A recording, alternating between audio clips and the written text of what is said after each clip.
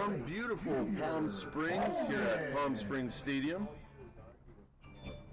Mitch Glessner alongside Andres Tejeda will bring you the live action as we get set for baseball. Game one of our doubleheader today. First pitch of the ball game is swung on and fouled off. Today it is the Power and the Lumberjacks. The Power are the visiting team, with the Lumberjacks at home. This is Junior Coleman, the lead man for the Power. The right-hander stands in an 0-1 count after fouling off the first pitch of the ball game. We are underway in what is a more calm day today than yesterday. Yesterday was extremely windy and pretty chilly for Palm Springs standards. Oh, very. I was not happy about it. I thought I left the cold behind. It looks nice enough that they got the blimp out there in deep left center.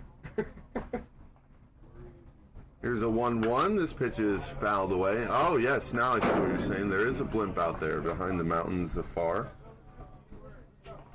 Power come into this game. As I try to bring up the records here. Going up against Jack Silva, he pitched his last time around on Monday. 5 innings of work for him. He did pick up the win in that ball game. Only allowed 2 earned runs, only 4 strikeouts. Only 12 strikeouts on the year for Silva. Rankings right now, the Power at a 5-3 record right now. Lumberjacks behind them at 5-4. Also, the Power did tie a ball game against the Grizzly. That was our first tie of the year. Yep. Which I'm actually surprised at this point we haven't had to deal with more of those, but we've had so many walk-offs. we have. We have had a plethora of walk-offs. Trying to kind of backtrack here. We've had definitely like 3 in the last couple of days. Yep, so we had the Jacks walk off the Grizzly. The Grizzly had been walked off twice. And we had the Bombers, or the Grizzly walk off the Bombers, and then the A's walk off the Grizzlies. This ball is skied in the air. The shortstop out there to take care of Coleman. And one away here. That was Kadrian Russ, who plays a good shortstop. He's also a speedster offensively. So quickly one away here, top of the first. Maybe the lineup defensively, left to right in the outfield. Octavius Dickey in left. Caden Ruiz in center. Killian Bloat in right. Thomas in third. Kadrian Russ in short. Danny Fontana at second. And McKenzie at first. Behind the plate is Omar Ortiz Vasquez and Silva on the bump. Here is a strike to open up Andrew Gayton's at-bat. Left-handed hitter with good speed. He'll be playing center field today defensively. Takes a ball here. Gayton on the year. 15 at-bats. Just 5 hits. 333 average. 1 ball, 1 strike. This pitch in there for a strike-a-late call.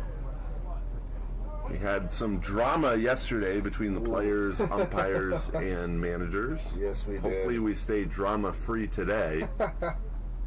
Want to stay away from E-News.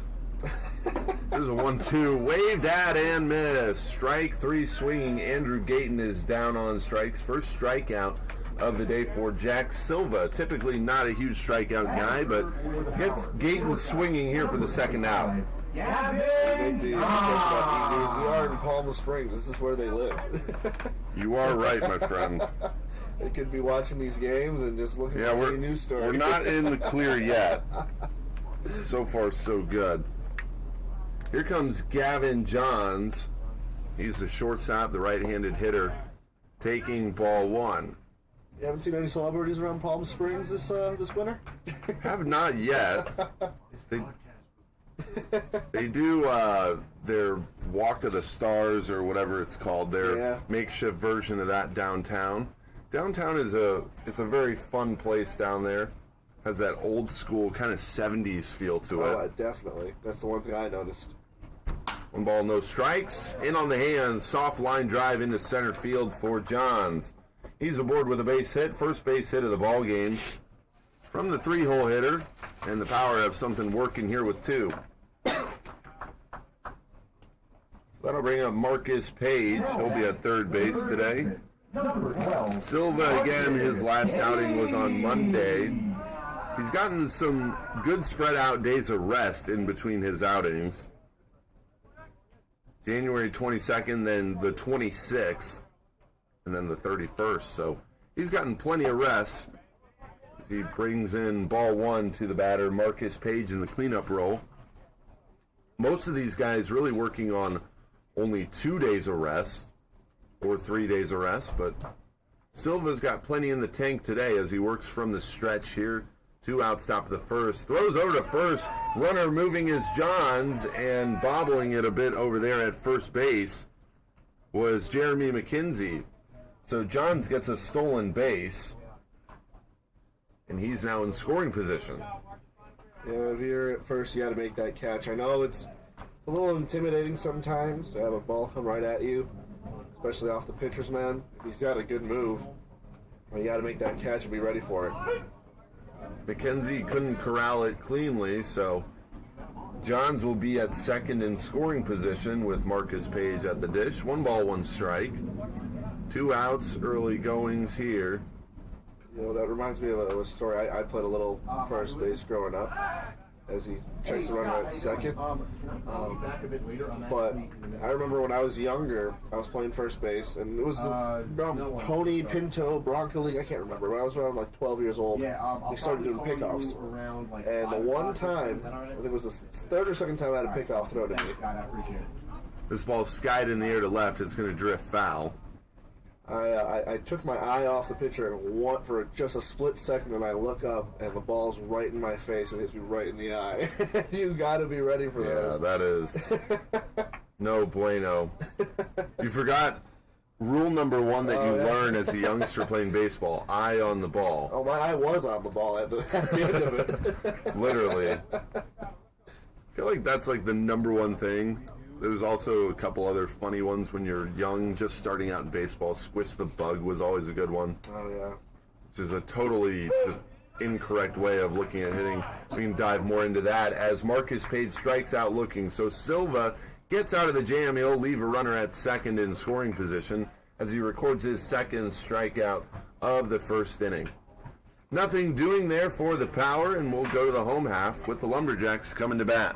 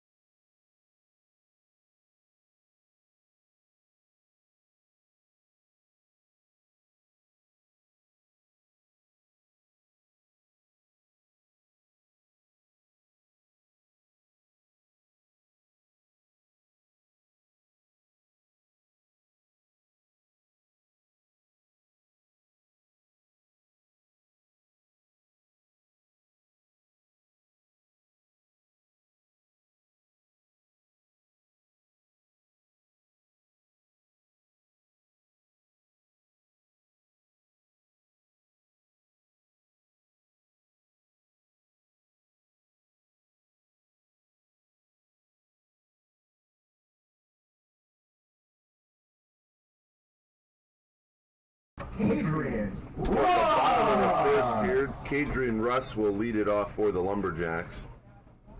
Good speed for the right-hander as he takes strike 1 from Bryce Foster. Foster getting the nod today for the Power. as he winds and deals an 0-1. This pitch is tapped foul. Foster on the year, a 3-1 record in 4 games started, or 4 games played. He started in 3. 13 strikeouts for the right-hander, an ERA of under 1.5 at 1.4. He gets a strike 3 call here. Kadrian Russ frozen on the fastball in the outer corner for the first out. That's a tough one. Great pitch by Foster. Foster has been consistently one of the better arms here in this league. He's one of the more polished arms. Just working through his mechanics and spotting up. Pretty good frame to the right-hander as he throws strike 1 here to the batter, Danny Fontana. He'll be the second baseman. Yeah, he is in the number 5 spot for ERA and a whip. ERA at 1.47 and a whip at 1. Dealing here, breaking ball, tapped over to third. Fielding it on the big hop is Marcus Page, and he throws across the diamond to get Fontana. Quickly 2 up, 2 down. Yeah, Foster has been one of the most consistent guys. His last outing was Monday against the Bombers. He went 5 innings of work there. He would record the loss, but he only allowed 4 runs. That was probably his worst outing of the year. He allowed 9 hits. He worked out of some jams in that game and kept the power in it, but they were unable to help him out offensively. As he now faces off against Killian Bloat, who takes ball 1. 2 away here, bottom of the first, no score. Bloat the batter in the 3-hole. And a check swing here, just barely missing, and now a late strike call. So that does clip the corner there. Trying to get the stats here on Bloat as he swings and misses. Strike 2, 1 ball, 2 strikes, 2 outs. To the right-handed hitter, he's in the 3 spot. Foster deals. Slider swung on and missed. And tagging out Killian Bloat is Casey Combs, who kept it in front. So a pair of strikeouts and a clean inning for Bryce Foster in the first. No score as we've played 1 inning. We'll go to the second here in Palm Springs.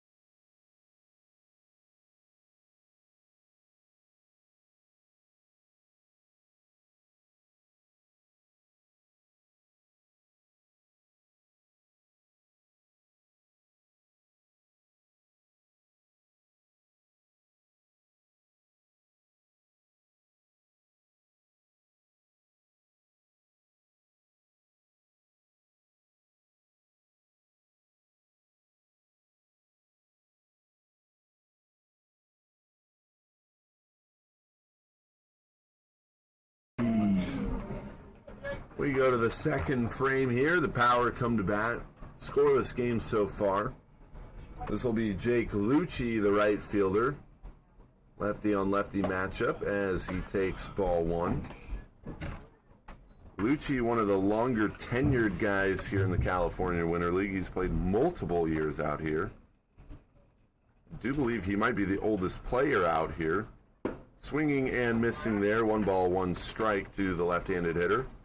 Lucci has struggled as far as trying to find his way aboard by way of base hit. 23 plate appearances and not a single hit for the left-handed hitter.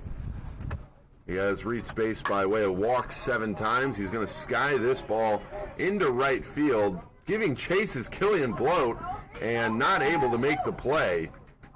So it's going to be a high single off the bat of Lucci. Killian Bloat was playing extremely deep in right field for whatever reason. Had to run a mile and was just unable to come in and make the play. Next up for the Power. So that will be another hit for the Power. They now have 2 in the ball game. And Jake Lucci's first hit of the Winter League goes into right field on the high pop-up. Probably not the way he envisioned his first hit coming, but he'll take it. And it'll be Willie Barcena now. So back-to-back lefty hitters in the lineup. This pitch is hit on the infield. Omar Ortiz Vasquez moves over into foul territory, and he squeezes it with 2 hands for safety for the out in foul territory. So Barcena goes after the first pitch, and it doesn't pay off for him. And it's a foul out to the catcher for out number 1. Lucci staying put at first. Stepping up to the plate, the catcher, number 21. So Jack Silva off to a pretty good start so far. Casey Combs, first pitch swinging. 2 hops, big hops to the shortstop. They'll get the force at second. Kadrian Russ goes the short way on the fielder's choice. So Lucci is out there, 6-4 on the put out. Casey Combs at first after the fielder's choice. The inning will extend to Zach Thompson. Just too high of a bouncer for Russ to be able to turn too quickly. So Zach Thompson, the big first baseman, will stand in. Hitting from the right side. No batting gloves for the righty. Silva, the lefty, deals. Swinging a foul ball straight back. Now back, the first baseman, number 30. Zach Thompson on the year. 2 singles for him in 10 at-bats. He has been hit by a pitch 3 times, so has a knack for getting hit by the baseball. Silva going to throw over to first, and they have Thompson hung up. The throw is going to be late, though, so a stolen base. Excuse me, that's Casey Combs over there. Thompson at the plate, so Combs will be safe at second on the stolen base. Similar to the first inning when Gavin Johns was hung up, but just unable to make the play quickly enough was McKenzie, the first baseman. So here comes a ball into Thompson. So the righty will hit with a runner in scoring position. Power found themselves in the same spot in the first, but they were unable to get Gavin Johns in. Marcus Page would end the frame on a strikeout looking.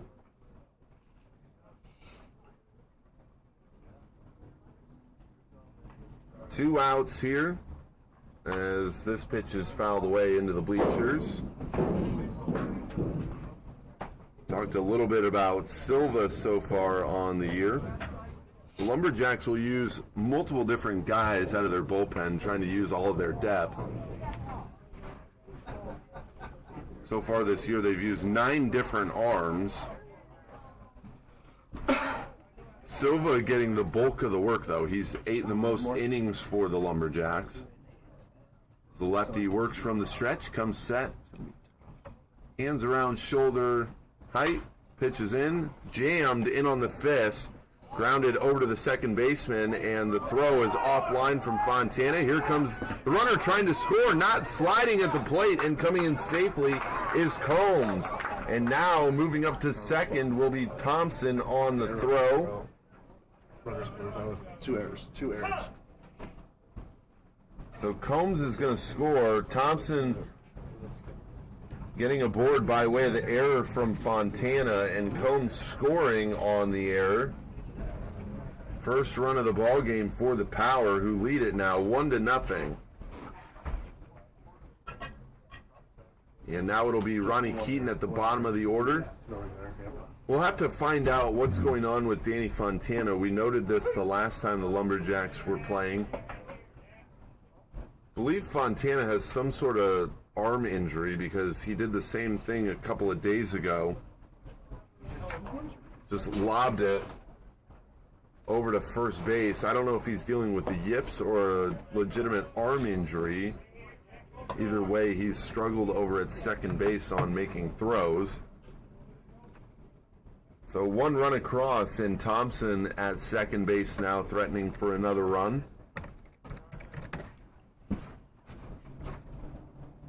Here is the pitch in. Swung on and missed for strike three. So the third out comes by way of the strikeout. Keaton is taken care of by Silva for the third out. His third strikeout of the day, but the Power do get a run across, and they now lead it 1-0 as we go to the bottom half of the second here in Palm Springs.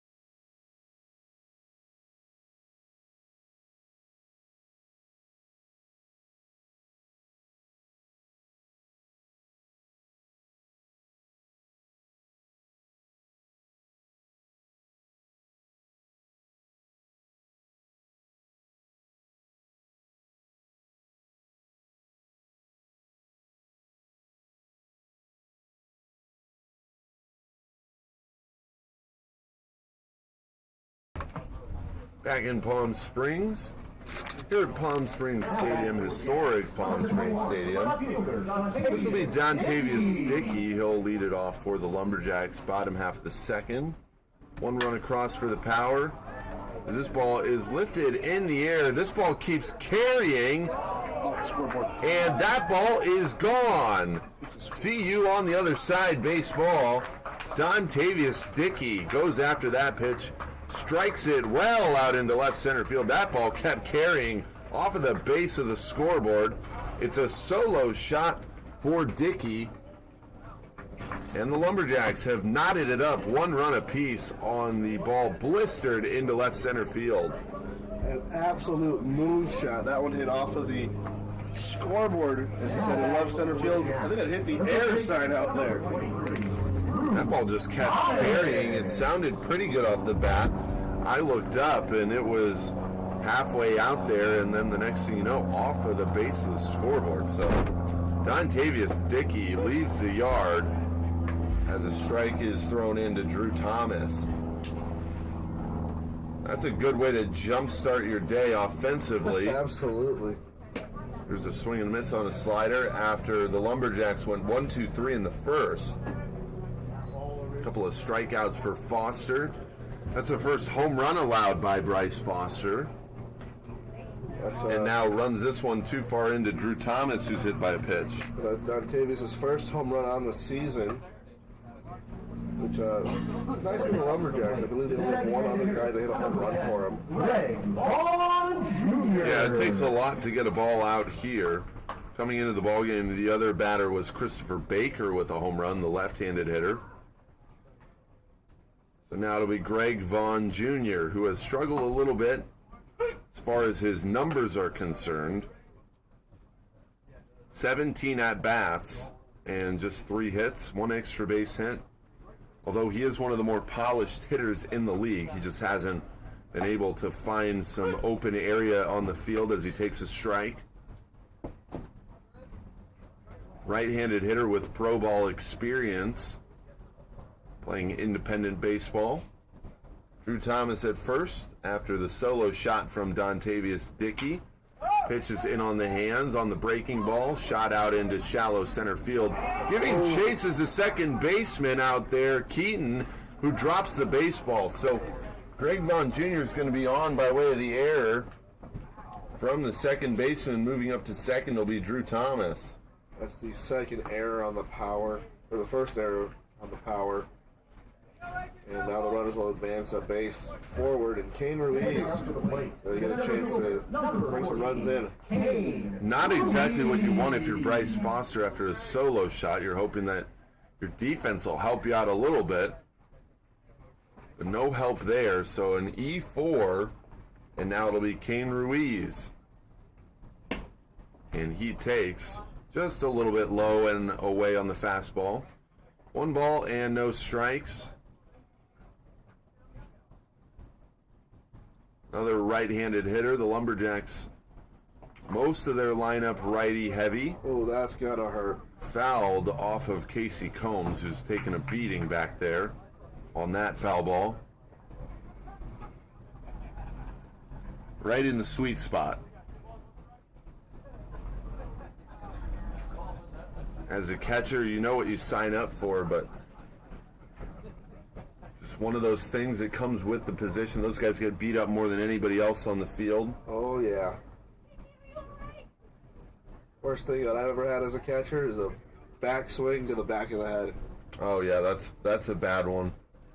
The worst are the foul balls just right off the mask. Those will really ring your bell. Absolutely. Or the other one, too, is usually those chest protectors. The flaps up by the shoulder area sometimes don't cover all of the shoulder. No, they do not. Here's a line drive over to Marcus Page, and they're going to get a double play. Kane Ruiz lines over to the third baseman, Page, right at him in the hot corner, and he throws over to second for the double play. So Foster was unable to get some help from Keaton the first time around, but here Kane Ruiz lines into a double play. Oh, that was an absolute beauty of a turn. Kind of wanted to see him go around the horn and see if they could get all three.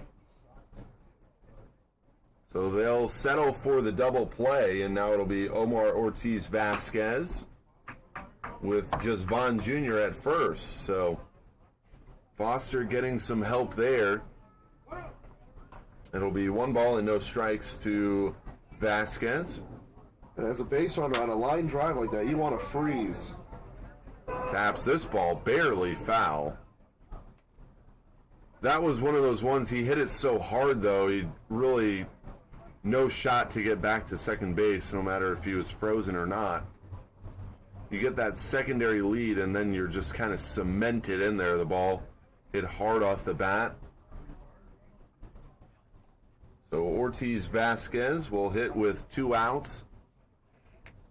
1 run across on the solo shot for the Lumberjacks to tie up the ball game. Here's a strike thrown in to Ortiz Vasquez. I also got to give credit to the second baseman, Robbie Keaton, for being able to go to second and understanding the situation so that Page could throw without any hesitation. Vasquez on the year 3 singles, 1 double. It's this ball on a soft line drive just over the head of the shortstop, Johns. Trying to go first to third is Vaughn. Here comes the throw in. It's late. They'll throw back to second, and that throw is also late, so it's a single for Vasquez. He moves up on the throw. Moving first to third is Greg Vaughn Jr. on the soft line drive. Absolute heads-up baseball there by Vaughn Jr. to understand that it wasn't going to be caught by Johns on the leap, but to take advantage and make the turn at second and get in sliding safely at third. So moving up to second on the throw, heads-up base running by both Vaughn and Ortiz Vasquez. And it'll be the 9-hole hitter, Jeremy McKenzie, who takes strike 1. 2 outs here. Pitch in, grounded to short softly. Johns charges it, fields it cleanly, and throws on to first for the 3rd out. So the Lumberjacks will be stranded at second and third as Foster works out of the jam. He does give up the solo shot to Dontavius Dickey, who provides some early fireworks for the Oregon Lumberjacks, who tie up the ballgame on the solo shot. One run apiece, and we'll go to the third here in Palm Springs.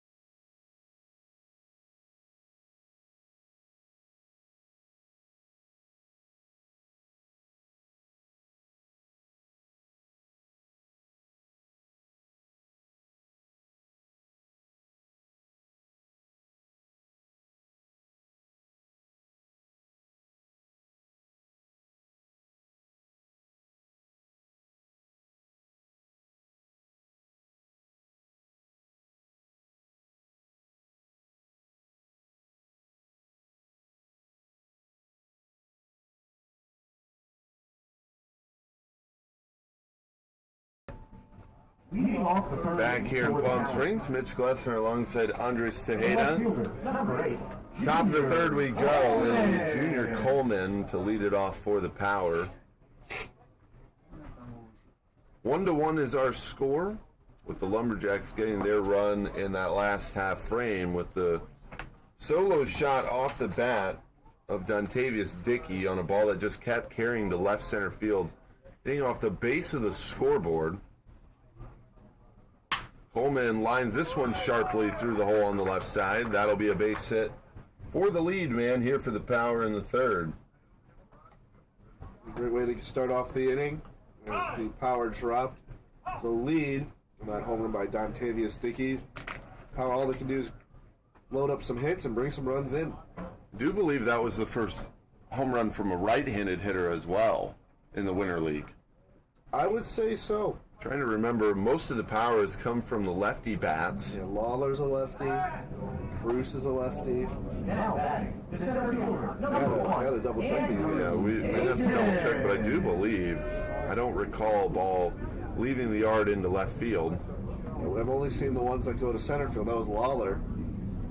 And if there's one thing for certain, if the managers and scouts here that are evaluating hitters, if there's one thing for certain, if they want to evaluate Power, if you have enough to get it out on this field, you have enough to do it anywhere.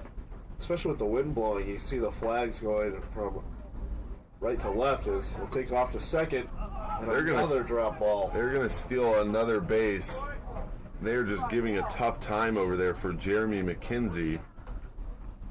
Silva has the right idea. He's using that hang and read move, but it's just too slow of a move to really progress anything and get the out. And he's got to have better stuff, too. So Coleman has a stolen base. This ball is shot into right field. A sinking line drive in front of Killian Bloat. Rounding third as the throw comes into the cut man will be Coleman. He scores easily on the single. And Gayton has back-to-back singles and an RBI here to open up the third. A good start for the Power here as they regain the lead. 2-1 is our score. Gayton just waiting for his pitch and driving into right field, as I said at the beginning of the inning. Tally up some hits and bring in some runs. So the Power already have 3 stolen bases. We'll see if Gayton tries to run here. He has really good speed at first. Silva will bring the first pitch to Gavin Johns, who takes for a strike. A delayed steal here. The throw down, not in time, just barely late from Vasquez.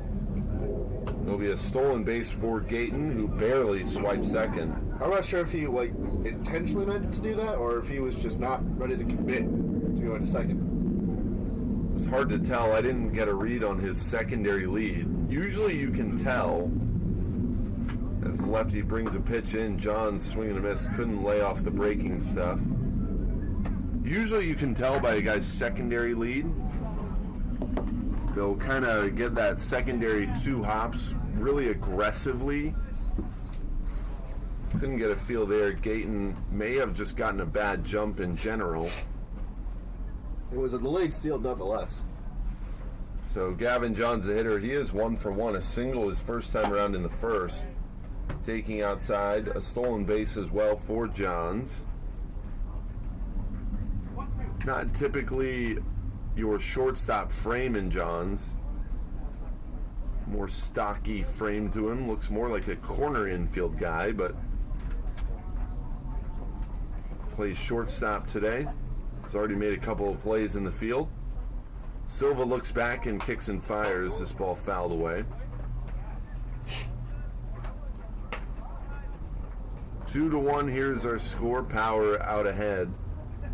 4 hits for them so far. Silva, the lefty, on the mound starting for the Lumberjacks. Scoring position right now is Andrew Gayton out at second for the Power. 1 ball, 2 strikes. Nobody out here after back-to-back singles.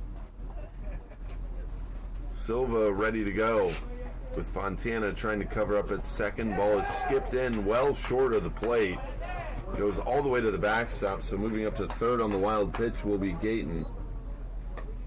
And Vasquez just didn't even get a piece of that. He came down to his knees, but the ball was way on the outside part of the plate and missed his arm and shoulder. Number one job as a catcher, trying to keep anything in front of you as best as you can, whatever it takes.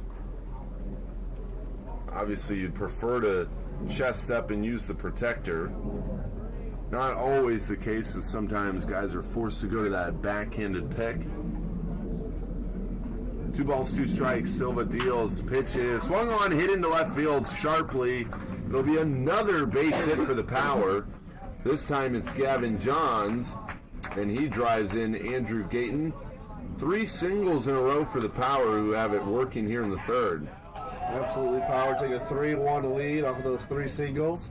And Marcus Page is coming up next. The third baseman, number 12, Marcus. So Johns is now 2 for 2, 2 singles for him, and Marcus Page will come into the batter's box 0 for 1. He struck out looking his first time around. Taking off for second as the pitch is swung on and lofted into left field. Sinking line drive, and moving first to third is Johns, who was running on the pitch. So yet again, another single for the Power, who have everything working here in the top half of the third. 2 runs across, and now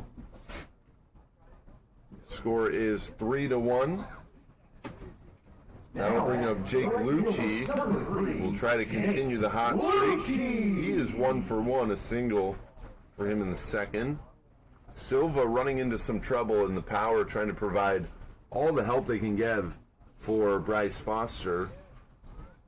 Lucci swinging at the first pitch and fouling it off, so these Power hitters really getting a good eye on where the release point is from Silva. All of them chasing after early in the count.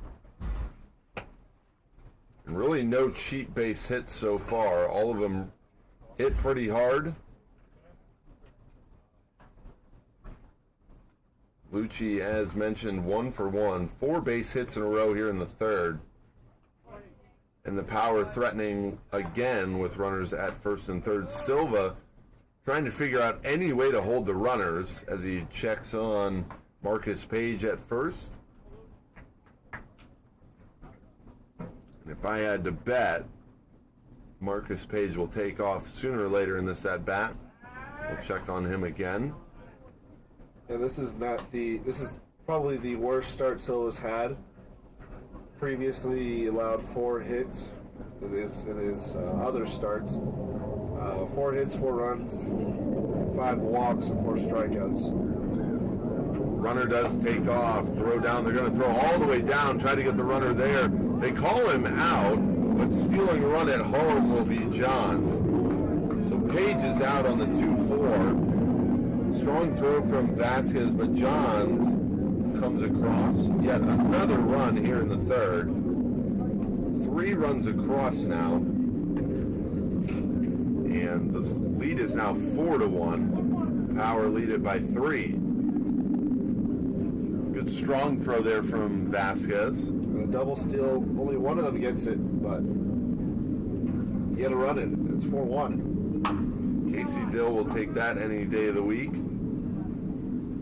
Ball is hit foul off the bat of Jake Lucci. And now that really allows Bryce Foster to settle in. As far as when he comes back out on the mound, he can really get comfortable. Not really have to worry about too much, just pump away at the strike zone. Here's a 1-2 to Lucci. This ball lined into right field. Moving in just a tad over there is Killian Bloat, who puts away Lucci for the second out.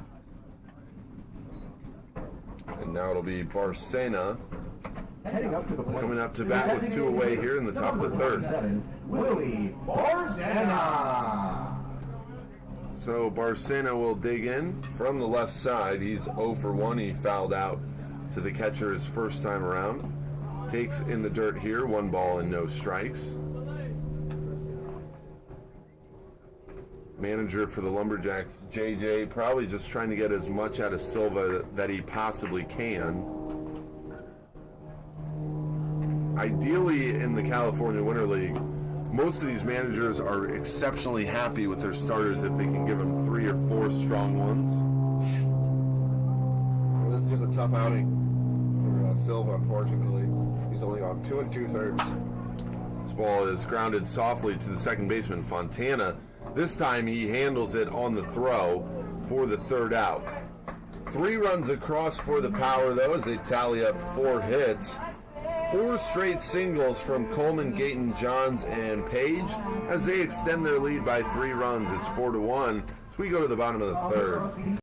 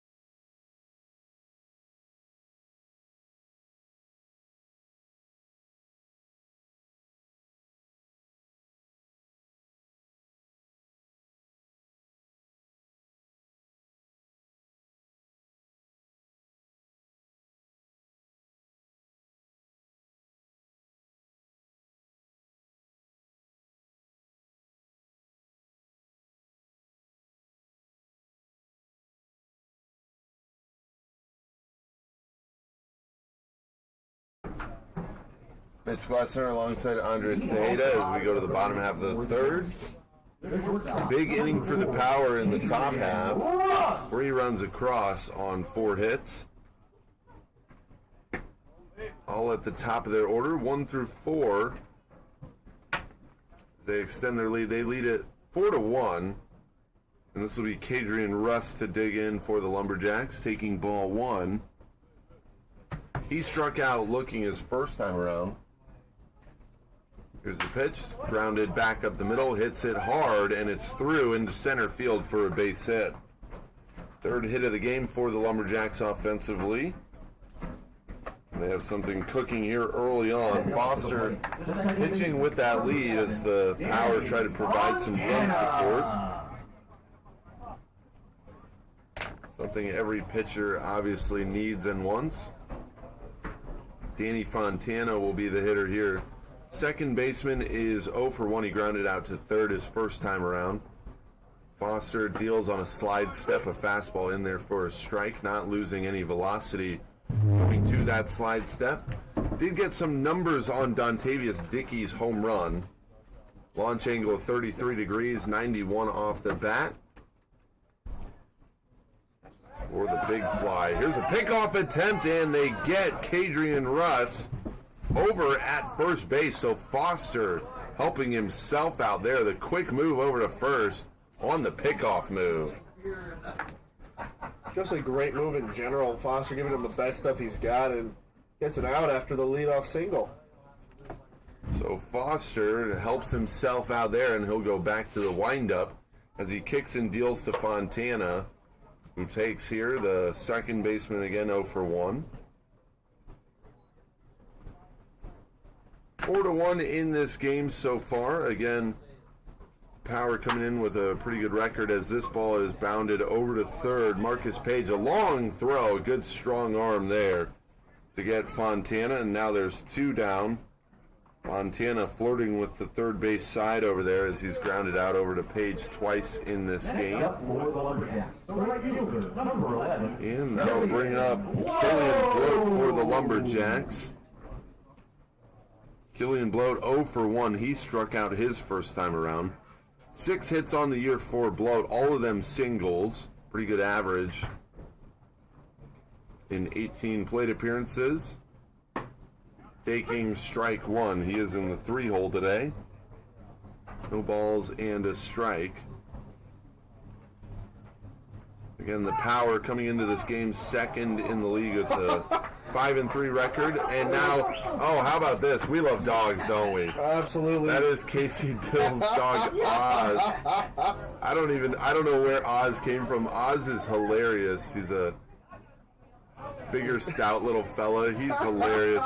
Every time Oz comes to the ballpark, Oz thinks that this is his playground, and it pretty much is. He's the new third base coach. Casey Dill is having a laugh with the home plate umpire. It's funny, I've heard Casey joke numerous times about this is why he can't bring Oz to the ballpark, because Oz, as soon as he gets on the field, man, he thinks it's playtime. And he wants to run to everybody. That's the funny thing, too. Oh, he's got a ball in his mouth. He wants to meet everybody on the field. He's making his rounds. He's probably thinking, oh, no, why is everybody cornering me in?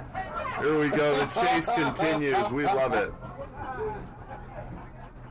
This is Out awesome. on the infield now. Steve Frary out there as well. Foster. Got him. Oh, Bryce Foster gets him. Caught Oz napping.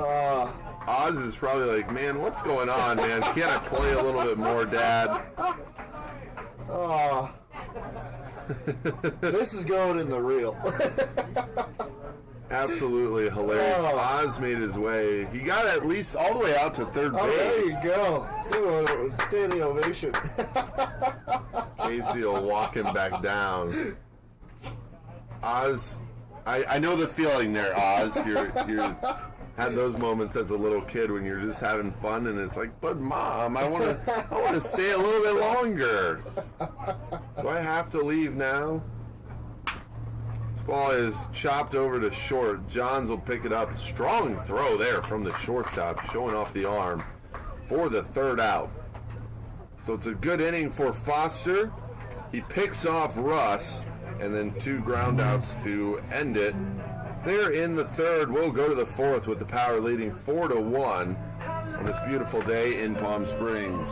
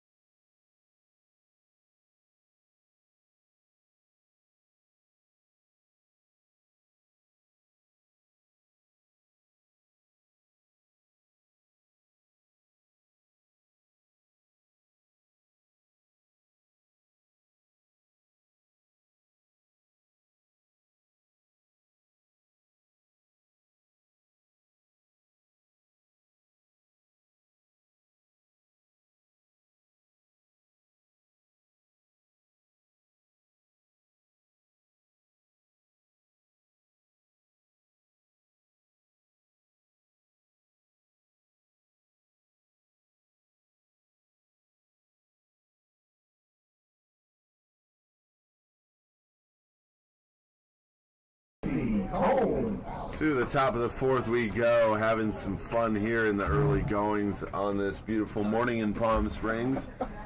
Manager of the Power, Casey Dill, his dog Oz, having a field day out on the field. How can you not? It's beautiful out here. Here's the ball lifted into right center field. Killian Bloat moving to his right. He makes it with the one-handed grab for the first out. Casey Combs, 1 pitch, 1 out here, top of the fourth. Power do lead it 4-1. We are dog friendly here at Palm Springs Stadium, so if you're trying to come out to a ball game and you do have a furry friend, bring them along. Yeah, just don't let them out on the field. Always wondered that. You know, you watch so many sporting events, especially like the ones where the cats are running around. Oh, I'm always like, how did a cat get out there? The squirrels? Yeah, the squirrels too. Squirrels, that makes a little bit more sense. You know, they're in the tree hanging out, and Yeah. somehow they get, through the turnstiles. It was the Cardinals with the rally squirrel, wasn't it? A couple of years ago when they had their World Series run. Yes, I do believe that. Down on strike swinging here is Zach Thompson for out number 2. 4th strikeout of the day for Jack Silva. Quickly 2 up, 2 down here, top of the 4th. Trying to think of some of the weirder ones. I don't remember if it was the Colorado Rockies. I think it was the Rockies where they had the bees out on the mound. I think it was the Rockies. That's happened a few times. Yeah. Spring training, that happens a lot. Yeah, and that actually was a little bit of a dangerous situation. Well, yeah, bees are not the most friendly thing. 1 ball and no strike here to Ronnie Keaton, who fouls this pitch away. Trying to think of some of the other ones. Oh, that's what it is. It's the Naked Gun. I don't know if you've ever seen that movie where they do, towards the end, I think they kind of joke. They're at a baseball game. I don't even remember the concept of the movie, really, but I think he's like a spy or something, and there's like a tiger that runs onto the field. Oh, boy. Just having some fun with it. It always seems to be a cat, though. Cat or a squirrel. Ronnie Keaton hits with a 2-1, fouls this one back 2-2. Keaton is 0 for 1, a strikeout, swinging his first time around. Usually in baseball, you don't get as many fans running onto the field as you do. Normally, that's a football thing. Do find the animals, though, as this pitch is swung on and fouled back. I do remember one game when I was younger going to a Royals game. And again, this was back when the Royals were, dead last in the AL Central, early 2000s. I remember going, it was my birthday. They tarp up the field, it's a rain delay. This pitch is hit foul. So the field is all tarped up and rain starts pouring down. And all of a sudden, we're all under the concourse, trying to stay dry. And all of a sudden, some random fan is running onto the field. He makes his way into first. He slides headfirst into first. And this is back again. The Royals are so bad. Nobody working for the Royals, including the grounds crew, noticed this guy. He's charging into second base. The fans are going, we're going crazy. Yeah. We're loving it. It took him all the way. He's getting into third base before finally somebody notices him. This dude slides into home plate and finally gets taken off of the field. I'll never forget that one. Oh, boy. I think I've only seen a few streakers at guaranteed rate. I've seen that a few times back when it was called U.S. Cellular Field or the Cell. Definitely fans wanting to jump out from the outfield down the line because U.S. Cellular or the guaranteed rate, they don't have tall walls down the lines. So here's a strikeout from Ronnie Keaton, his second strikeout of the day. The Powers still lead it, though, 4-1, as we will go to the home half of the fourth here with the Lumberjacks trailing by 3.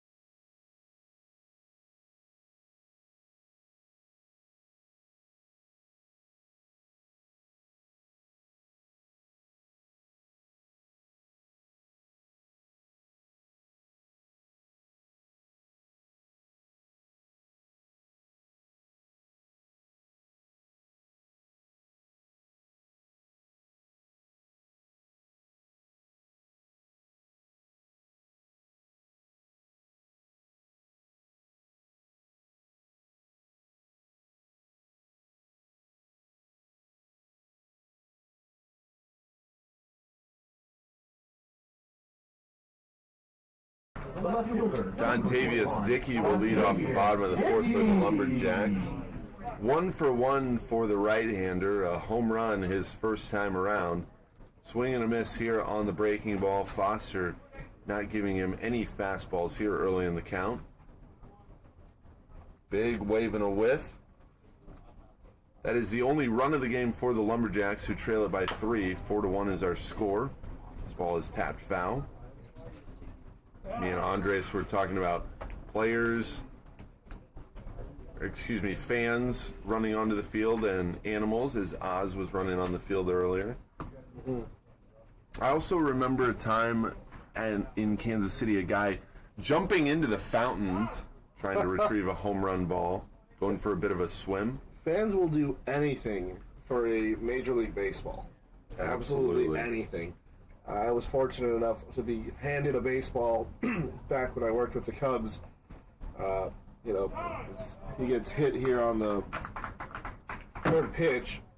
When you get to the ballpark early, you can sit in whatever seat you want. It's an empty ballpark. 3-4 hours before game time, the players are there.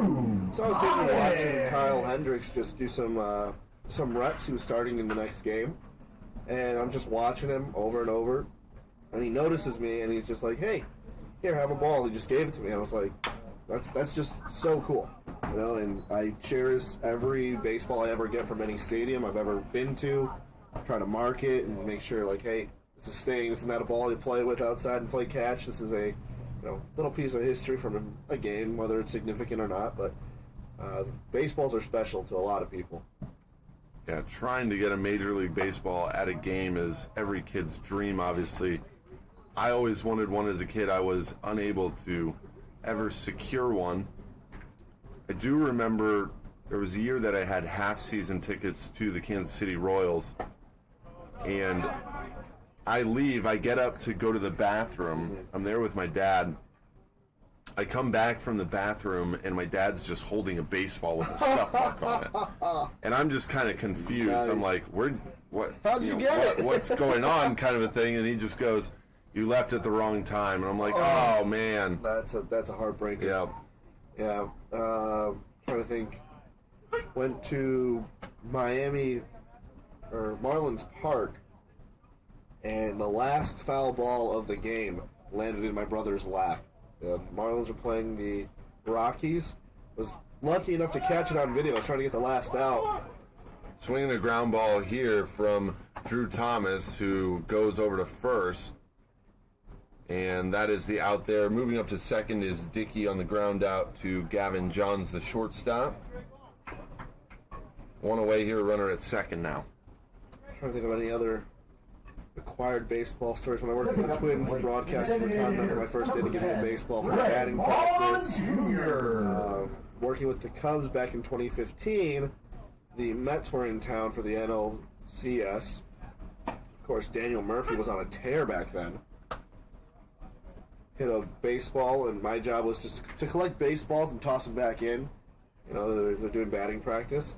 I remember coming out of the tunnel out of right field in the bleachers, and a ball just coming right at my head, jumping for cover, and the MLB Network crew was setting up out there, and the camera was on me with the red light, so I don't know if I was live on MLB Network or what happened, but I just remember seeing the guys laughing while I'm trying to collect myself. Strike three looking here. Vaughn Jr. down on strikes. Foster freezing him with a fastball. Yeah, unfortunately, I don't have a ton of really cool foul ball stories. Just Next up for the Gas. been close a couple of times. Kane Ruiz. Gotta come to a game with me. We'll get you one. There you go. The very famous Zach Hampel, if you're familiar, the guy that collects all the foul balls. Ah, yes. I've met him once at Wrigley. This dude's full-time job is to collect baseballs. I don't know how he gets Collected paid. more than 11,000 baseballs. Are you kidding me? This ball grounded into left field. They're going to wave around Dickey on the single from Kane Ruiz, so it'll be an RBI single, and the Jacks have now cut the lead in half. It'll be 4-2 on the RBI single. Jack's coming in clutch here, trying to close that lead down. They've cut it down to half. They need a little bit more run support. There are two outs here in the bottom of the fourth. Yeah, that's kind of even hard to wrap my head around. Collected more than 11,000 baseballs. That is unbelievable. The fact that it also includes A-Rod's 3,000th career hit and Mike Trout's first home run. That's right. I remember. I don't understand, how do you score that one as this ball is shot into center field? Giving chase on a dive out there and unable to make the play was Gayton. They're going to race around all the way from first comes Ruiz. It'll be a stand-up double for Ortiz Vasquez and an RBI, and the Jacks now just trailing by one run. It's now 4-3. That's a quality at-bat there, a quality hit from Vasquez. As he's going to just turn some of his hardware and head on back to second. And there you go, down to one. Jeremy McKinsey, I know, has been looking for that elusive first hit, and he's got an opportunity for an RBI here. Ortiz Vasquez now 2 for 2, a single his first time around, and now the RBI double. That is hit number 5 for the Lumberjacks, who trail it by one run, 4-3. Foster throws strike one here to McKenzie, who's 0 for 1. He grounded out to short his first time around. Pitch on the way, wave and a whiff. A half-hearted swing there from McKenzie. But yeah, that is just insane. Zach Hampel. There's probably been a documentary on him if I had to guess, or at least probably a short on him somewhere. Wave and a miss here from McKenzie, who's down on strikes. Foster records his 4th strikeout of the day. The Powers still lead at 4-3 as we will go to the 5th here in Palm Springs.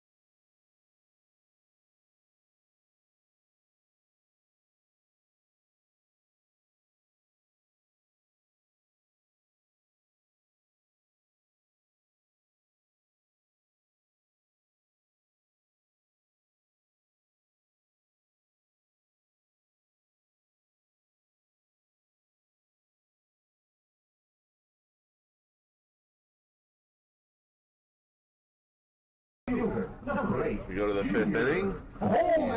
Junior Coleman, the lead man for the Powers still lead at 4-3. Left-hander Jack Silva is still on the mound for the Lumberjacks, throwing just a tad bit low here to Coleman. Coleman 1 for 2. He singled his last time up and stole a base and scored a run. And Andre's talking a little bit about foul balls before we came into this half frame, talking about Zach Hampel, the famous guy who retrieves foul balls. Here's the funny thing, Andres. Not always such a great thing, I suppose, to be the one to retrieve a lucky foul ball. Hampel has caught a lot of flack for doing it. Oh, yes. A lot of people are just not very happy with how he's gone about doing it, as this ball is hit down the left field line foul. There's a story in here, I guess Clayton Kershaw refused to give him a foul ball, or just a ball in general, saying, man, you got thousands of them, I don't want to give you this baseball. So interesting there. The other famous foul ball that I'm thinking of is obviously the Bartman ball. Don't remind me. So very funny, comparing and contrasting. What could be one kid's dream could also kind of work against you for the rest of your life. Oh, absolutely. Which is just a crazy concept to really think about. Well, what I'll say about this guy in particular, if you haven't seen him, you can go on YouTube and watch him. He does his homework on collecting foul balls. He's got statisticians. There's a great diving stop by the third baseman and a great toss over to first. My goodness. Drew Thomas with a great play over at third, diving to his left. 5-3 on the putout. Coleman robbed of a base hit for the first out here in the top of the 5th. He knows who to look for. He knows where they'll hit him. He knows where more foul balls will go in different stadiums that he visits. So it's not like he's lucky. He puts in the work. And I know there was a video where he talks about how he goes about it. And I think the whole Clayton Kershaw, like, yeah, don't give him a ball. I mean, if he's working for it, he's got to work for it. But any freebies when you've got thousands of baseballs in your collection, get them any way you can. Yeah, again, I just think it's funny comparing somebody like that also to Steve Bartman, obviously the famous Bartman ball. So we're going to get a new pitcher. I know that's probably a nightmare for you. We'll continue that nightmare, though. Oh, great. Keep chatting about that one. That one always kills me. We'll come right back. Pitching change is being made here. So Silva's day is done. He goes 4 1/3. He'll exit with 5 strikeouts. 4 runs across for the Power in his start. Power still lead at 4-3 is our score, and we'll take a quick break. 15 under.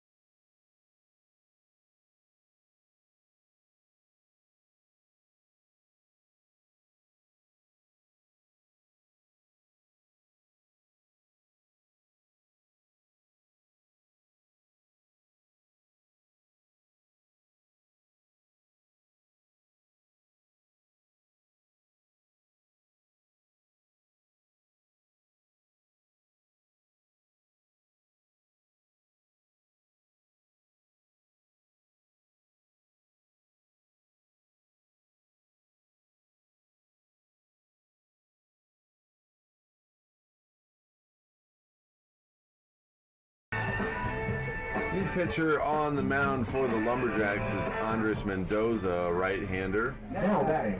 And he will face Andrew Gayton, who is 1 for 2, a single, a stolen base, an RBI, and a run scored for the left-handed hitter.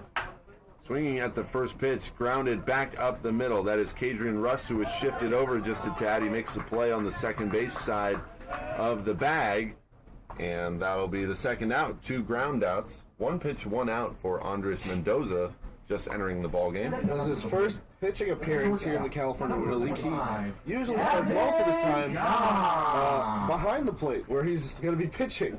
So this will be interesting. First pitch, 1 out, not a bad way to start. Pretty good start for him, and we'll face the red-hot hitter Gavin Johns, 2 for 2. 2 singles, a stolen base, an RBI, and a run scored for the right-handed hitter, who's also played a good shortstop today. He's shown his good, strong arm in the field, and he's shown some good plate presence today offensively. We are in the top of the 5th. The Power lead at 4-3. Pitch on the outer corner, called a strike, 1 ball, 1 strike. And Andres have been going back and forth on some famous foul ball characters. Left on the Steve Bartman incident, Andres. I know that doesn't totally sit well with you, but Steve Bartman, I think it's just amazing how that whole story developed, in the fact that ESPN did their 30 for 30 on it. I believe it's called Catching Hell. Yeah. If you haven't seen it, you definitely need to. It's a great documentary on the entire situation. The thing is, that was the first time I remember watching a Major League Baseball postseason. Was around 2003. And so I just fallen in love with the Cubs, realized what baseball kind of was. My dad was exposing me to it. And so I remember very vaguely my dad being very upset. I was kind of confused, and then realized, oh, we're losing now. Yeah. Cubs came into that inning, they were leading 3-0, and they were leading in the series against the Marlins. That was all the way back. The Marlins with Josh Beckett and Miguel Cabrera was on that team. They were leading in that series 3-2, trying to make their first World Series appearance in I don't even know how long. Then Bartman down the line, late in the game, I believe it was somewhere around the 7th or 8th inning, not exactly sure on that one. I believe it was the 7th inning. Yeah. Moises Alou tried to make a grab and called for fan interference, but they didn't really have replay back then, and it was up to the jurisdiction of the third base umpire. Yep, and the game would continue. The Marlins would go on to win that game. The one thing that always kills me, though, about the Bartman incident is the lack of people understanding that, it wasn't totally his fault in the sense of the Cubs were still leading in that game late in the game. And Alex Gonzalez boots the routine ground ball. Could have been the double play.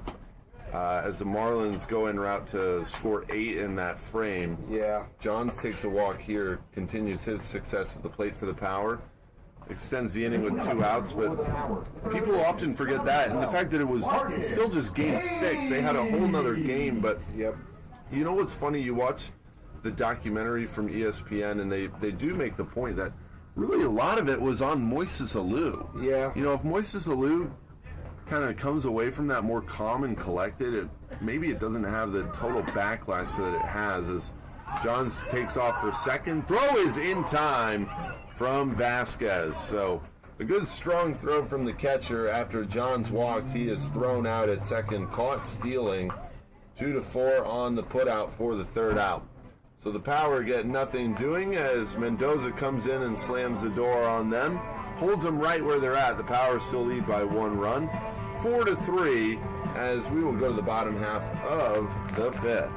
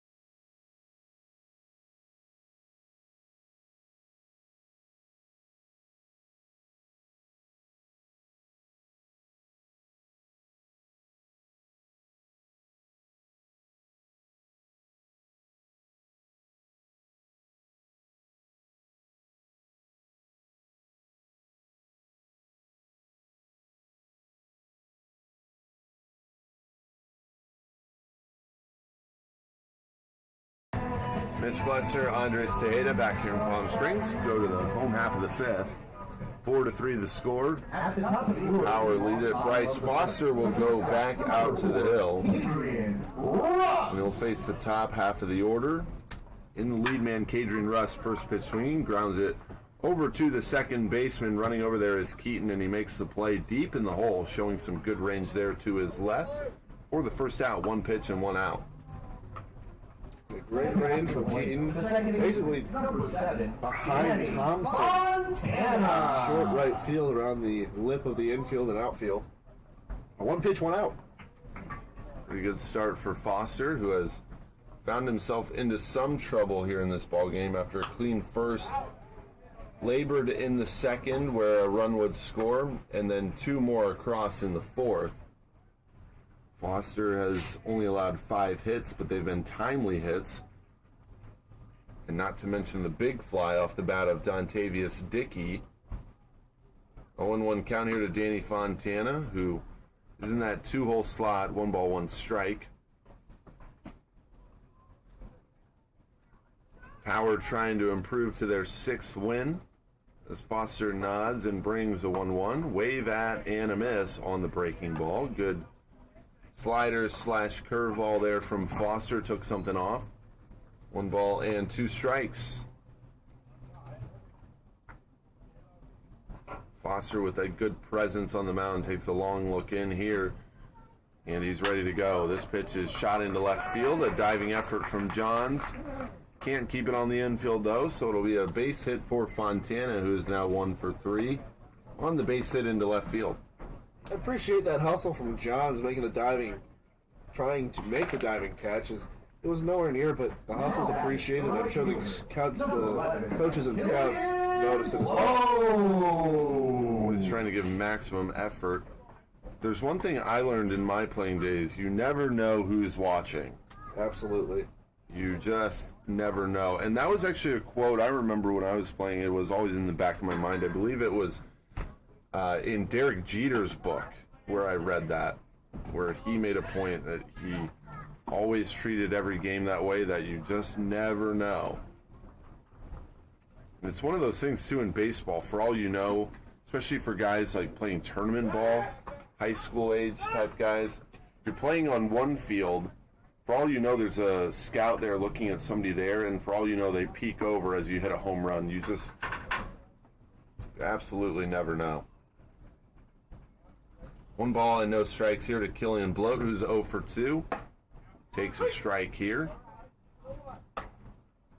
1 out here in the bottom half of the 5th. Scores 4-3 in favor of the Power. Lumberjacks need to get some more insurance runs, as sure they're not comfortable with that 1-run lead against the Power. Foster from the stretch deals quick to the plate on the slide step. Slider swung on and missed from Bloat in the hole, now 1-2. So Andres will try to get into some fun banter around ESPN's list of the top 100 baseball players of all time. Oh, yeah. There's not much else going on in the world of Major League Baseball, so why not have a little bit of fun with that? Yeah, nothing really doing with the negotiations. Last I heard, they're not going well. The two sides have never been more further apart. Swing and a miss. Took something off on the changeup there. Good location from Foster as he puts it low in the zone. Bloat's bat missing over the top of it for the second out, and that is Foster's 5th strikeout here in this ball game. Listening, just to touch on the labor negotiations, I listened to the Baseball Tonight podcast, and new one came out yesterday. Buster Olney and Tim Kirchin having some chats about the labor negotiations, and they bring up some really good points about the fact that this is ridiculous that Major League Baseball hasn't really been talking throughout this whole thing, which is a very frustrating thing because, as Buster Olney would point out in his podcast, it's free to talk. You know, it doesn't cost you anything. It's not like you have to, I got to pay, dollar amount. It is free to talk, and at this point, both sides just not even having talks, which is very frustrating. This ball's hit foul off the bat of Dickey. So that is the frustrating end of this thing. It's like, it doesn't cost you anything to at least just talk, and I don't know why both sides haven't talked, starting last year or even 2 years ago, knowing that this thing was approaching. But nonetheless, we're at where we're at. Nothing doing there, but ESPN releasing their top 100 player list. I just took a peek at the top 50 guys, but then got into, numbers 100 through 50, that is, but now getting into the top 50 guys, just kind of scrolling through. You see, obviously, all Hall of Famers and guys that will definitely go on to be future first ballot Hall of Famers. Taking a look as I'm scrolling around here. Foster is going to get Dickey to strike out looking on the slider, so we'll continue that discussion as Foster adds his 6th strikeout of the day. 2 in the 5th for him as he ends it with Dickey going down looking. And the Powers still lead it 4-3 as we'll go to the 6th here in Palm Springs.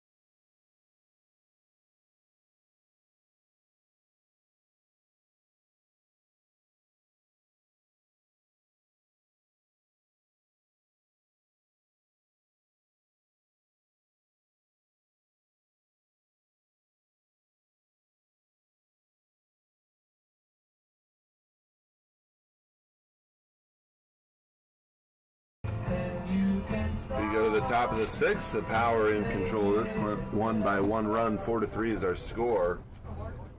This will be Marcus Page to lead it off. He takes ball 1. The Power have not scored since the third. They got 3 runs, 1 in the second. Marcus Page is 1 for 2, a single back in that third frame. Takes a strike here. He's not happy with the call. 1 ball, 1 strike. Looking at the top 100 players of all time ranked by ESPN, I'm not sure exactly how the voting or how that process worked for them as this ball's fouled off. Looking at players 50 through 26, some interesting ones stick out to me as far as, here's a look at number 30, Albert Pujols. 30. And then you scroll down and A-Rod is ranked number 26, so I'm not exactly sure. What's the criteria? Right, and so that's where it gets a little fuzzy. I'm not exactly sure how this was compiled or who voted on this, but look at the body of work of Albert Pujols. I mean, this guy's arguably, maybe not even arguably, he's a top 5 hitter probably of all time. Oh, yeah. 3 MVPs for him. How many All-Star games he's been in, too? Not exactly sure on that. They'll check on the swing, and Marcus Page is down on strikes as they appeal the first on the check swing for the first out. That is a tough pitch. Mendoza spikes that in the dirt about 3 feet in front of the plate and 3 feet away from the plate. And Page just couldn't hold up according to the first base umpire. So 1 away here, top of the 6th. That'll bring up Jake Lucci. Here's the craziest thing for me with Pujols. In his first 11 seasons, he hit at least 299, 30 home runs, 99 RBIs, 99 runs scored. That is absolutely absurd as this ball is lifted into right. High fly ball, and over to make the play is the right fielder Killian Bloat for the second out. Quickly 2 up, 2 down. That stat is just absolutely absurd. And look at Derek Jeter, number 28 on that list. A career stat line at 310 hitter, 260 home runs. Obviously a member of the 3,000 hit club, that famous 3,000th hit for a home run for Mr. Jeter. Roberto Clemente at number 27. Batter is Willie Barcena. Looking at some of the other names in the top 50, George Brett. The iconic home run that was repealed. As the ball hit softly in on the fist, and soft line drive caught by the second baseman Fontana. So 3 up, 3 down inning, a clean one for Mendoza. The Power nothing doing as they sit right where they're at with 4 runs still. 4-3 our score. We'll go to the bottom half of the 6th.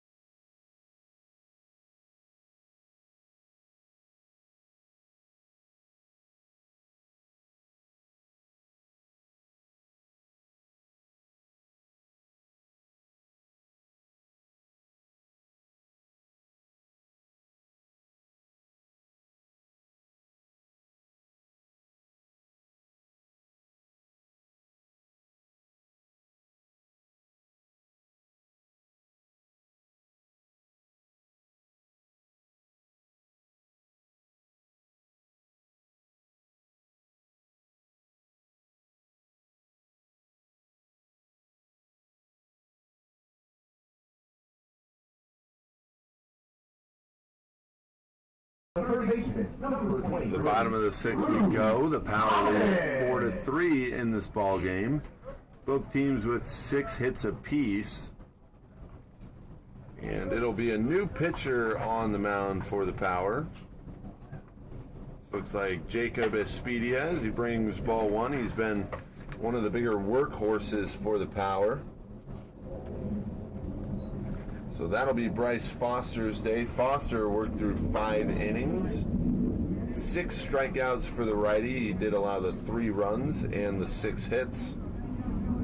So Espedia will try to come in and keep things quiet as the lead man Thomas hits. Takes a strike here. It's got an ERA of 3.11. 6 hits, 5 runs, 10 walks, and 11 strikeouts in 9 innings pitched. No wins, no losses, no saves. Pitch is fouled off. Me and Andres getting into hot topic of top 100 MLB players released by ESPN. It's really interesting to look at this list as you make 26-1. Looking at some of these guys, and then I'm also a big proponent of fan graphs as this pitch is swung on and missed. Strike out as the catcher Combs comes out from behind the plate to secure the out, throwing it down to first or the first out. These innings are working very quickly, not giving us enough time to talk about it. Right, we're trying to get to it. We're trying to have some fun banter, but I'm pulling up fan graphs. So here's the funny thing, you know, you look at fan graphs, I have it adjusted by WAR. Top WAR guy of all time, Babe Ruth, who is number 1 on ESPN's list. It's crazy to think his WAR alone 168, which just in itself is absurd. Barry Bonds at number 2. So then you get into some funny things. Obviously, Bonds dealing with the PEDs. Barry Bonds on ESPN's list is at number 8. And then you get a guy like Mickey Mantle there. And just for comparison, Mantle isn't even close to the top 20 in terms of WAR. So, or excuse me, sorry, he is number 14 here. It gets a little hard to sift through. But it's funny to compare and contrast the advanced stats in something like WAR compared to just, you know, what writers think and what people saw with their own eyes. Lou Gehrig at number 6, Ted Williams number 5, Ty Cobb number 4, Hank Aaron number 3, Willie Mays number 2, Ruth number 1. And then you look at a guy in Mike Trout, who is on the list at number 15, who most people think at some point or one another will probably go down as possibly the best player of all time. You look at Trout's career stat line, a 305, 419, 583 slash line, 310 home runs. As Vaughn is appealed on the check swing, no swing, they say.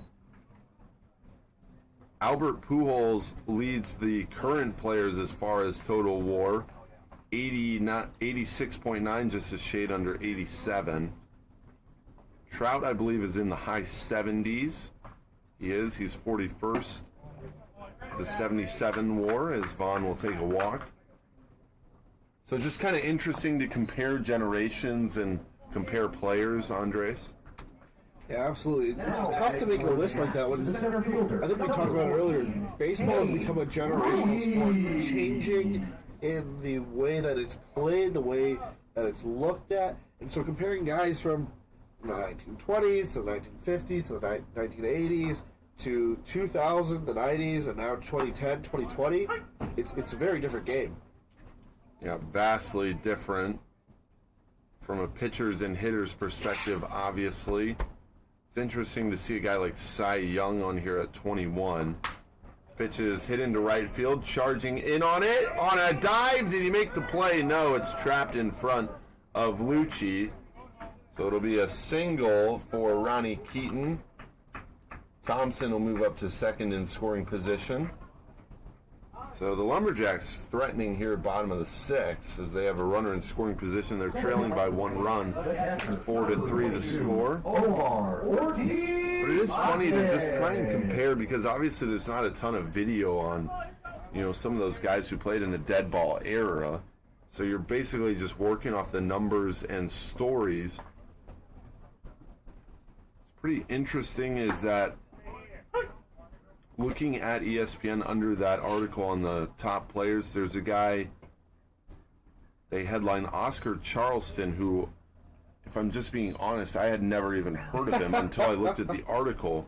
But it's interesting. They talk about how he possibly could have been the best player of all time. Here's a ball that is dropped by Keaton, the second baseman. He tries to go the short way, so it's a costly error there from the second baseman, his second error on the day. Now the bases are loaded.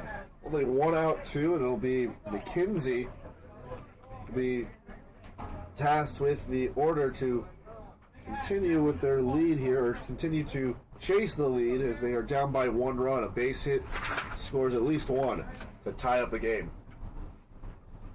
So McKenzie with a tough task, and he takes ball 1. So a strikeout to start it. Now batting, number 5. Drew Thomas McKenzie. on the 2-3. Vaughn Jr. would walk. A single off the bat of Kane Ruiz. And Ortiz Vasquez reaching on the error. So the bases are loaded. McKenzie hits with a 2-strike count. McKenzie is 0 for 2, a strikeout his last time up. Espedia to the plate, 1-2. Checked up, and the home plate umpire calls him out on the check swing. So strikeout swinging there. A clutch strikeout from Espedia for the second out. That's a tough one. It's been a tough go for Espedia in the Cal Winter League. Still without a hit, and we're well past the halfway point. So Espedia came in to relieve Foster here in the 6th. And now the pitch is in there for a strike. This is Kadrian Russ. He is 1 for 3, a single back in the 3rd. Looking for a clutch base hit here with his team down by 1 run. Score is 4-3. The Lumberjacks have been trying to climb back in this game. Making a good run at it here is Russ, the hitter. Good speed. So on the infield, if you're on the infield for the power, just knowing that you have good wheels at the plate, don't want to allow Russ to try and get an infield hit. Want to try to go the short way if you're an infielder. 1-ball, 2-strike pitch. Swung on, grounded to the second baseman, Keaton. This time it's a clean one from the second baseman, and Espedia gets out of it, leaving the bases loaded. Good effort there from the right-handed reliever, and the Lumberjacks get nothing out of it. The Power still lead it 4-3 as we go to the 7th here in Palm Springs.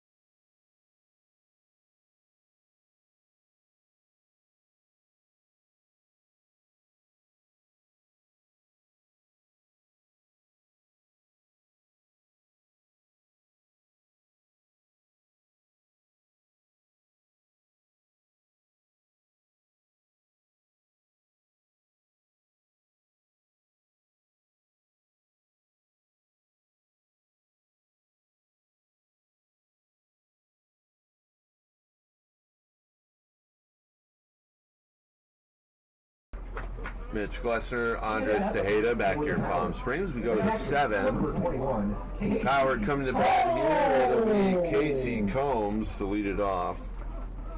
Combs is 0 for 2. He did reach on a fielder's choice back in the 2nd. New pitcher on the mound for the Lumberjacks. It's going to be Christian Kuzemka. So Mendoza worked through an inning and 2/3. Pretty good outing from him. He tallied a strikeout to add to Silva's 5. So 6 strikeouts as a staff. First pitch here is taken for a ball. Again, the hitter is Casey Combs. It'll be 7, 8, 9 due up here for the Power with Thompson and Keaton to follow Combs. As the righty goes into the winding deals, this ball chopped foul off to the left. And Andres talking a little bit about this top 100 list. Who's the guy that sticks out to you, Andres? Ken Griffey Jr., I believe, is he's one of the greatest. I mean, his swing is unmatched. I'm just surprised that he's as low as he is. Low or as high in terms of? Low as in the career he's had. This one just not sure where it got fouled. I thought it might have gone over the bag, but the home plate umpire ruled it foul. That's a tough Low in terms of, you think he should be higher, or? I believe he should be higher. I forget where he's at on the list. He's at 13. 13, yeah. I definitely believe he's got to be in the top 10. That's just me. I think Griffey has done so much for the game of baseball. Yeah, I would have to agree there. If you kind of look at this list, the problem is then it's like, who are you going to take out as a swing and a miss from Casey Combs for the first out? Because then you're getting into guys in I guess if anyone, if you're going to put him in the top 10, you'd probably take out maybe Stan the Man Musial. But that's also a tough one because it's Stan the Man. Right, obviously. That's just incredibly tough to take him out of there. 3 MVPs for Stan the Man. And then you get down into Walter Johnson, who again, dominant pitcher. Right, one of the most dominant pitchers of all time. The starter won 417 games, then Barry Bonds. I think that might be the guy I might have to cut. Not for any controversy or anything, just because all he was known for was, the big bat. Oh, sharp line drive caught over there in the hot corner by Drew Thomas, who goes to a half dive basically as he rolls and makes the play for the second out. Hard hit ball off the bat of Thompson, but he's not rewarded. And I'm not saying he wasn't a good overall ball player, but when you hear Barry Bonds, you think of home runs. When you hear of Ken Griffey Jr., you think of the defense. You think of his base running. You think of his swing. There's so much more, I think, that Griffey has going for him as opposed to Bonds. And I don't mean to cut you off here, Andres, but I'm just going to have to strongly disagree with you. No, that's fine. That's From fine. a player's standpoint, Barry Bonds, I don't know. That's pretty tough. If you're going to argue to put Junior in the top 10, I guess I would probably have to take out either Walter Johnson or Stan Musial. Bonds, in my opinion, really just from a straight player perspective, in my opinion, the greatest player of all time. From a talent perspective, this is, taking aside all of the extra things, Bonds is probably the best player of all time in those terms. You look at his slash line, 298 hitter, 444, 607, 762 home runs, the all-time leader there. Keaton is the batter. They say he went around there. Bonds was a true five-tool player, and then you look at a guy in Mickey Mantle then below Bonds, who probably had the most talent maybe of all time, but just plagued with leg injuries. What's his what's the record at for Bonds? 700 what? 762 home runs. Gotcha. Griffey wasn't in terms of being far behind. He finished his career with 630, which is no small feat. Getting that 600 club. Strike three here looking. Keaton is down, so the 7, 8, 9 guys go 1, 2, 3. And the Lumberjacks are going to give themselves a good opportunity here, only trailing by 1 run. As we go to the bottom half of the 7th, we have a good one here coming up. Keep it right here for more California Winter League Baseball.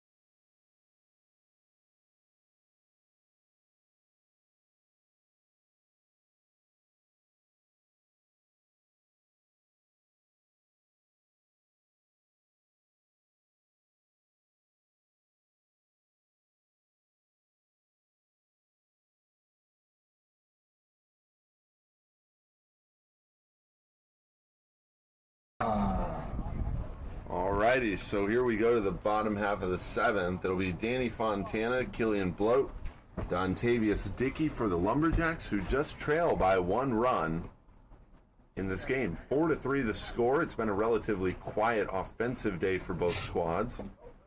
Pitch is spiked in the dirt.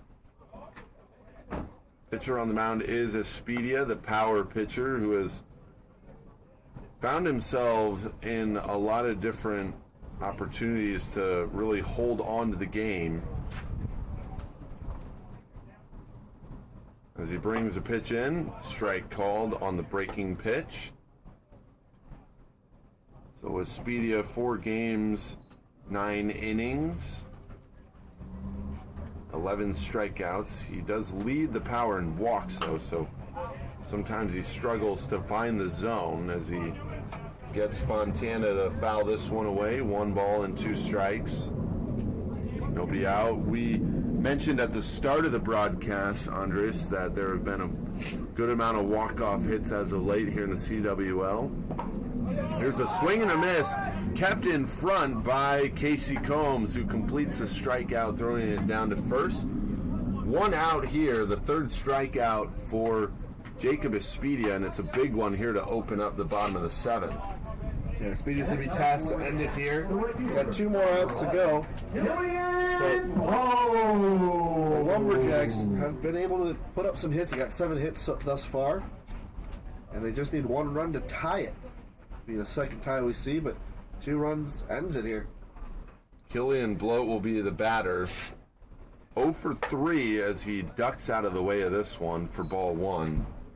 You know, that's a tough one because if you get hit, then you get someone on base, but also that's going to be a nasty pain on the back of the head. I was just going to say, Casey Combs used his head on that strikeout, swinging in the dirt, blocking it. It ended up kicking up and bouncing off the mask.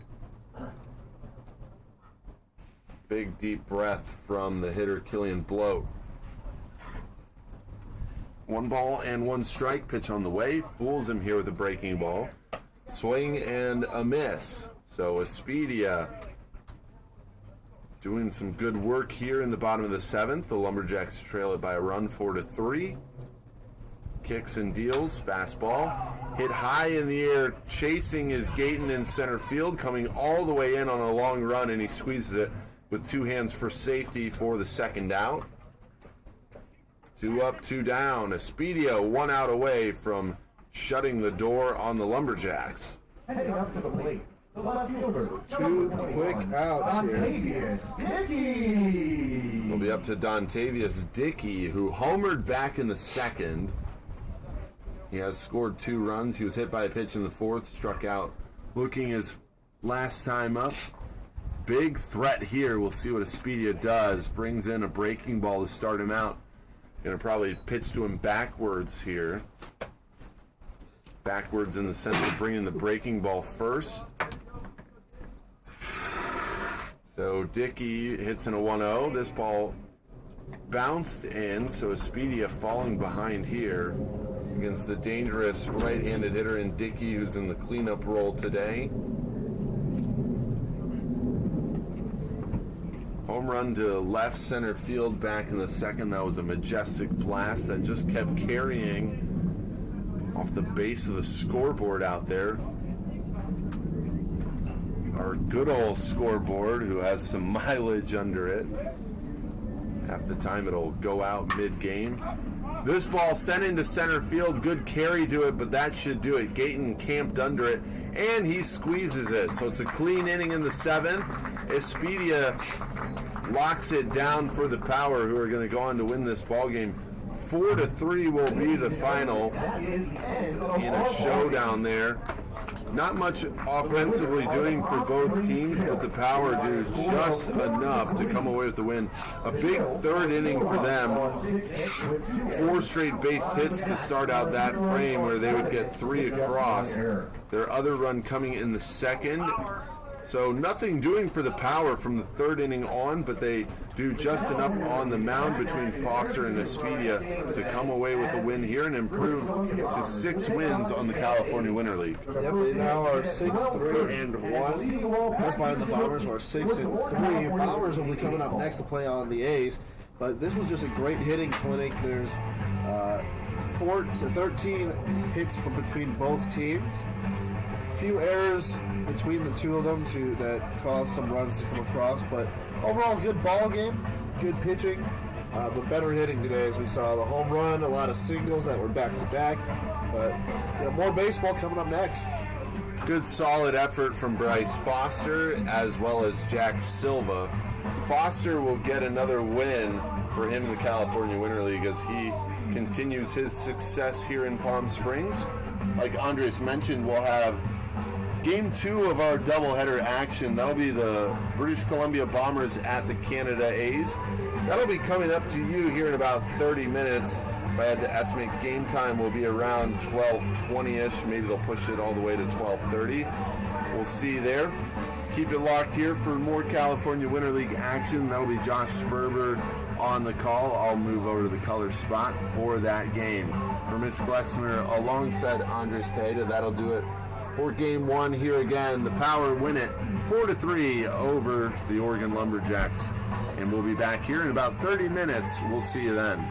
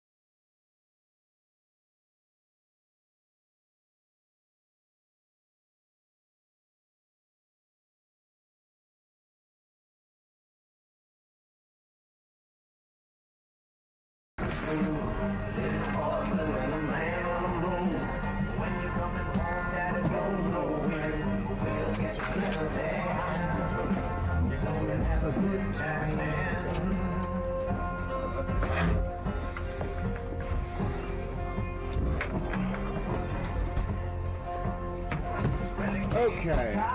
Did you guys get both the lineups by now?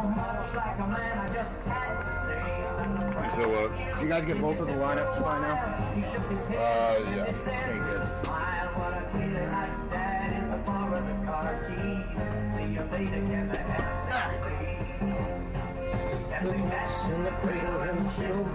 Oh wait, I just. Oh.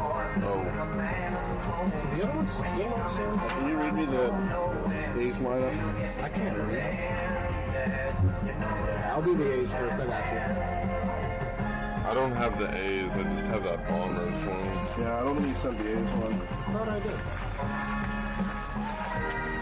If you send it, then I'll get it here. Yeah. No, I think I sent the wrong one by accident. Yep, I did. Got it.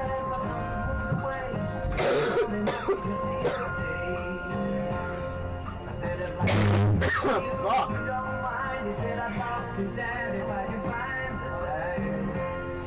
Seems a new job to handle the kids in the blue, but it's sure nice talking to you, Dad. It's sure nice talking to you. And as I hung up the phone, it occurred to me, he grown up just like me. My boy was just like me.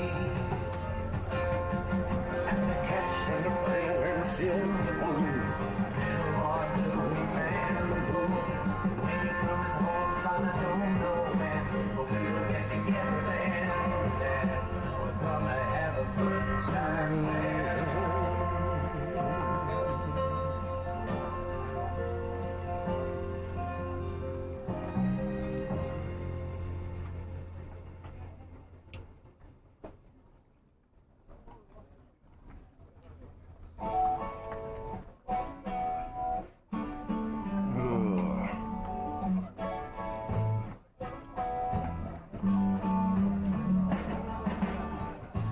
Johnny was a schoolboy when he heard his first Beatles song.